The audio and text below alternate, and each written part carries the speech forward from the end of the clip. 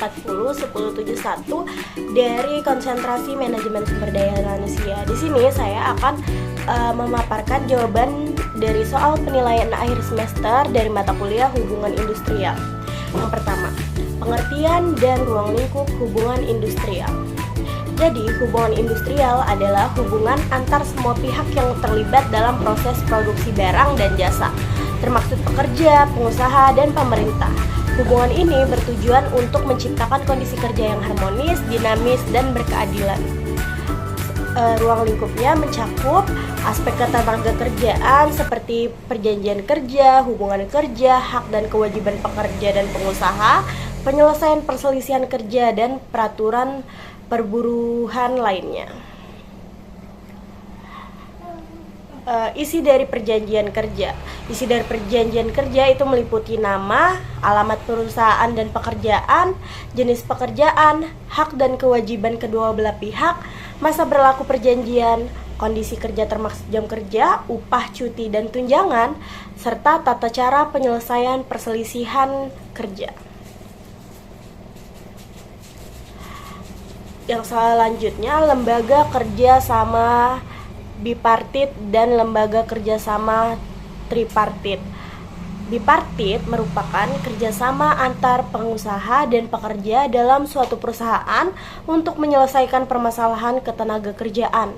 Lembaga ini sering disebut sebagai forum komunikasi bipartit. Sedangkan tripartit merupakan kerjasama antar pengusaha, pekerja, dan pemerintah. Lembaga ini bertujuan untuk membahas dan menyelesaikan permasalahan ketenaga kerjaan di tingkat yang lebih luas. Selanjutnya, produk penyelesaian perselisihan hubungan industrial melalui arbitrase. Pihak yang berselisih menunjuk seseorang arbiter atau lebih untuk menyelesaikan perselisihan. Kedua, arbiter menyiapkan jadwal dan prosedur persidangan. Yang ketiga, mengumpulkan dan menilai bukti dari kedua belah pihak, dan selanjutnya mengeluarkan keputusan yang bersifat final dan mengikat kedua belah pihak. Soal nomor 5, pengertian PHK dan dua kategori PHK. PHK atau pemutusan hubungan kerja adalah pengakhiran hubungan kerja di antara pekerja dengan pengusaha yang diakibatkan oleh alasan tertentu sesuai peraturan perundang-undangan yang berlaku. Adapun dua kategori PHK, yang pertama adalah PHK karena kesalahan pekerja.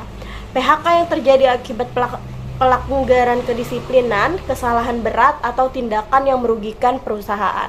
Yang kedua adalah PHK karena alasan ekonomi.